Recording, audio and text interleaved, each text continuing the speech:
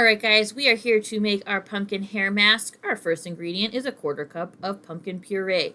Our next ingredient is going to be an egg that we pre-mix. The combination of these two ingredients is super high in vitamins and minerals like vitamin A, vitamin E, vitamin K, zinc, and copper. These ingredients are going to work together to promote circulation, lead to less breakage, thicken your hair, and restore the luster. Next thing we're going to do is add in a teaspoon of nutmeg. I really love putting nutmeg in my hair because it also helps keep my scalp young and fresh and vitalized. Next thing we're going to add in is a teaspoon of honey. As you know, I love my honey. I put it in everything. It's great for moisture. Then we're adding in a 1/2 teaspoon of apple cider vinegar, which is going to help balance the pH of your scalp and keep your head and hair looking delightful. We're going to mix these ingredients together until they are fully combined and looking like a delicious dessert. And then we are going to swap it over to a different. So now we have this in a different bowl. We're going to add in a 1/2 cup of jojoba oil.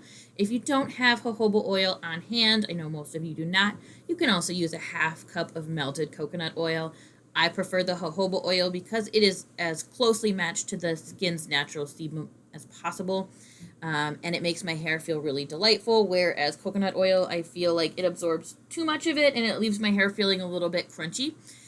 So we're going to mix these ingredients together, and it is going to be a little bit resistant to mixing, so you're going to have to just keep folding it over until the oil gives into peer pressure and mixes in with this pumpkin puree concoction that we have here.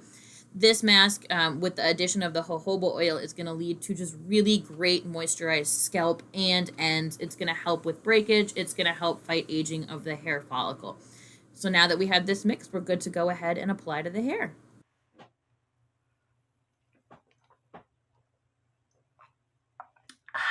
Pumpkin spice latte. Perfect for the video. All right, so we've got our mask made. I'm going to take my hair down. And I am going to just like semi-section it and start brushing out the ends. This is like obviously not professional quality sectioning by any means. And then I'm just going to work my way up. Fun fact, if you are brushing your hair from the top to the bottom, you are not supposed to do that. You are supposed to work from the bottom to the top and work your way up. I think there is a bobby pin in my hair somewhere we may find later. All right, cool. I have not brushed my hair with a brush in longer than I even can remember because I have the curly hair. I usually just comb through it, but today I figured let's go ahead and see if the old brush still works, and it does. So, all right, here we are. We're brushed out. I am going to snag my mask and my ponytail back. I'm going to split it into just 2 haphazard sections.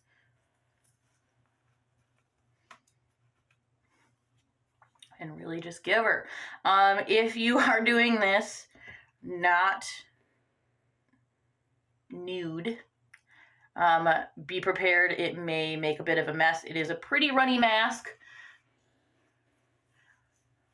And just start applying it to your hair. I am semi-brushing it through with my fingers.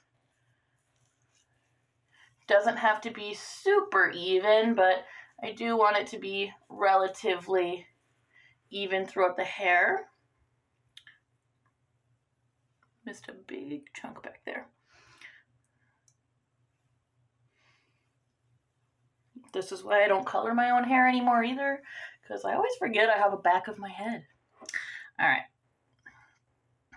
On to the next side.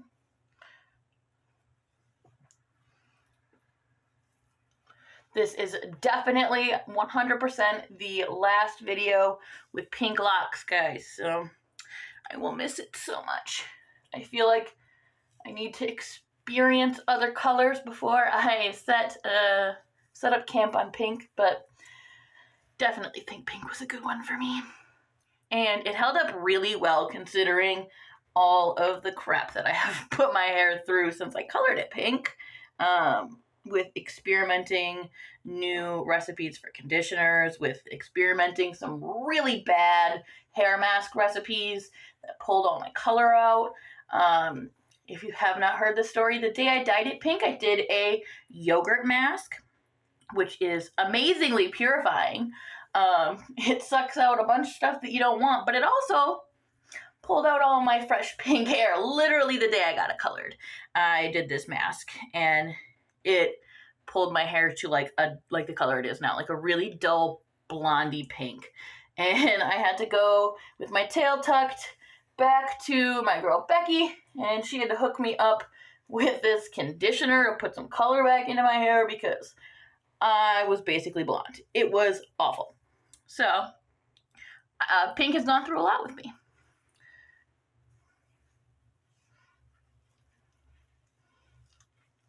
I don't understand how no matter how small of a batch I make, I always have so much extra product when I am done. I still have like the majority of the bowl, so I'm just going to go through and cake a little bit more on because I don't want to save this any longer. I have done enough pumpkin stuff in the last month to last me a while, so I don't want to put this back in my fridge. So I'm just caking it back in here. Get some real Princess Leia vibes going on while I get this out of my way.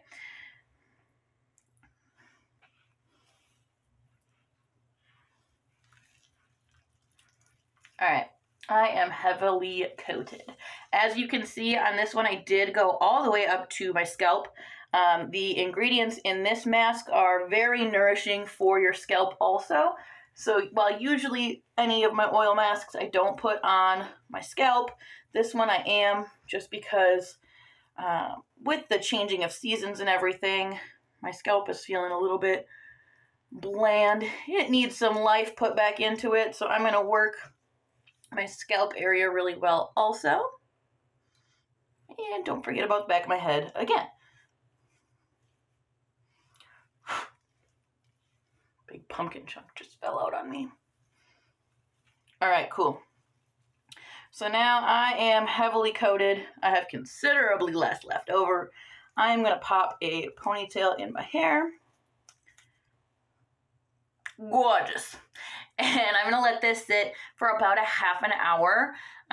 You can go a little bit longer than a half an hour if you have really bad dandruff or any bad skin conditions on your scalp like psoriasis. You can let this sit for a little bit longer and really nourish everything up there. I'm just doing it as a touch-up, so I'm going to go for about a half an hour, let that hang out, and then I will come back after this is rinsed out of my hair, and we will go through the rest of my routine. All right, hi guys, and welcome to my bathroom. I have just washed the mask out of my hair. I also applied conditioner. So some important steps to know, as you've seen in our posts lately, when you shampoo your hair, you want to shampoo your scalp and work it down. I know a lot of people tell you to massage your scalp while you're shampooing. Don't overdo that because it can lead to breakage in your hair, because when your hair is wet, it stretches, it becomes thin. Once it is dry, then you want to massage your scalp. So anyways, shampooed my hair, started at the scalp, really worked that in, and then just kind of pulled it down a little bit. You don't want to shampoo the ends of your hair too much on a normal day. Because we had the mask in, I did go down a little bit more than normal. Then I conditioned to about here. You don't want to apply conditioner directly to your scalp area. You want to give yourself about a few inches or so of space from your scalp to where you apply that conditioner. Then I took my microfiber towel and I blotted the water out of my hair. So I basically scrunched my hair, but with a towel. It got out most of the water, so we're looking pretty good here. Rubbing your hair like you normally do with a towel and with a cotton towel is going to lead to more breakage, more frizz in your hair. Then I am going to take my leave-in conditioner and spray this all over. push too hard, I'm going to break the thing, and just kind of work that throughout my hair also.